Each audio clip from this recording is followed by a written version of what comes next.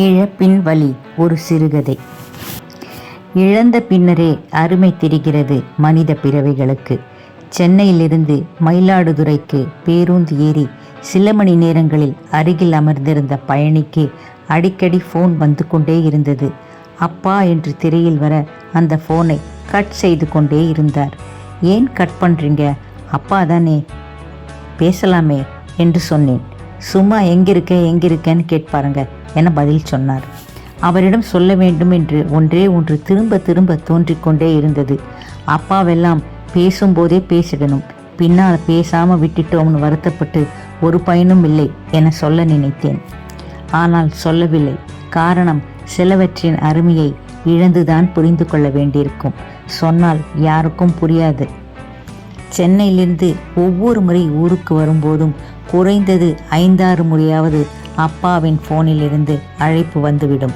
Bus ஏறிட்டியா, சாப்பிட்டியா, மேல்மருவத்தூர் தாண்டிட்டியா, சிதம்பரம் வந்துட்டியா என ஏதாவது ஒன்றை கேட்டு அழைத்து கொண்டே இருப்பார். சரிப்பா, வந்துடுறேன்ப்பா என்ற பதிலை ஒவ்வொரு அழைப்பிலும் சொல்லிக் கொண்டிருப்பேன். இரவு பயணம் செய்தால் பேருந்து விடியற் காலையில் 4 மணிக்கு ஊரை நெருங்கும். அந்நேரத்தில் யாரையும் தொந்தரவு செய்ய வேண்டாம் என்று நினைப்பேன். அதனாலேயே மயிலாடுதுறை வரைக்கும் சென்று டீ குடித்துவிட்டு விடிந்ததும் ஊருக்கு பஸ் ஏறுவேன். ஆனால் மிகச்சரியாக வைத்தீஸ்வரன் கோவிலை தாண்டியதுமே அப்பாவிடமிருந்து அழைப்பு வரும். இறங்க போறியா, தம்பியை வர சொல்லட்டுமா என்று அரை தூக்கத்தில் தம்பியை எழுப்பி வண்டியை கொடுத்து அனுப்புவார். எனக்கு ஆச்சரியமாக இருக்கும். நான் பேருந்து ஏறியதுமே அவரும் மனதளவில் என்னோடு பயணம் செய்து கொண்டிருந்தாரோ என்று தோன்றும். பகல் நேர பயணம் என்றால் இரவு எத்தனை மணியானாலும் நான் வீட்டிற்கு வரும் வரை பிடித்திருப்பார். பேக்கை கயிற்றி வைக்கும்போது துவைத்த லுங்கியை கையில் தருவார். சாப்பிட்டுட்டு படு என்ற ஒற்றை வார்த்தையை சொல்லிவிட்டுத்தான் படுக்கச் செல்வார். மறுநாள் காலை எழுந்துதான் எல்லாவற்றையும் விசாரிப்பார். ஆனால் வீட்டிற்கு வந்து அரை நாளிலேயே எங்களுக்குள் ஏதோ ஒரு வாக்குவாதம் தொடங்கிவிடும். வரணும்னு கூப்பிட்டது இப்படி சண்டை போடுறதுக்கு தானா என்று கேட்பேன். நான் எது சொன்னாலும் நீ மறுத்து பேசுறியே என்பார் அப்பா. அடுத்த சில நிமிடங்களில் எதையாவது பற்றி நானே பேச்சு கொடுப்பேன், அல்லது அவரே ஏதாவது பேசுவார். எந்த சண்டையையும் இருவருமே நீடிக்க விட்டதே கிடையாது. வாக்குவாதங்கள், சண்டைகள் வெறும் நீர்க்குமிழிகளாகவே எங்களுக்குள் இருந்துவிடும்.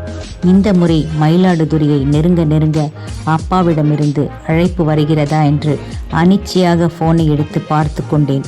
என்னை அறியாமல் அப்பா என டயலில் டைப் செய்து பின் டெலீட் செய்தேன்.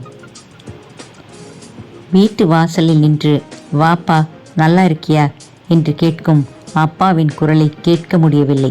பூச்சரம் போடப்பட்ட அப்பாவின் போட்டோவை பார்த்து கொண்டு வீட்டிற்குள் வருவது சொல்ல முடியாத பெருந்துயரம். மகன், பெண் பிள்ளைகள் அனைவருக்கும் இந்த பதிவு. படித்து உணருங்கள், அப்பாவை தவறவிடாதீர்கள். உங்களுக்கும் இந்த நிலை வரும் என்பதை மறக்க வேண்டாம். உங்கள் எல்லாருக்கும் இந்த கதை பிடிச்சிருக்கும்னு நினைக்கிறேன். பிடிச்சிருந்தா லைக் பண்ணுங்கள், ஷேர் பண்ணுங்கள். மறக்காத என்னுடைய சேனலை சப்ஸ்கிரைப் பண்ணுங்கள். தேங்க்யூ.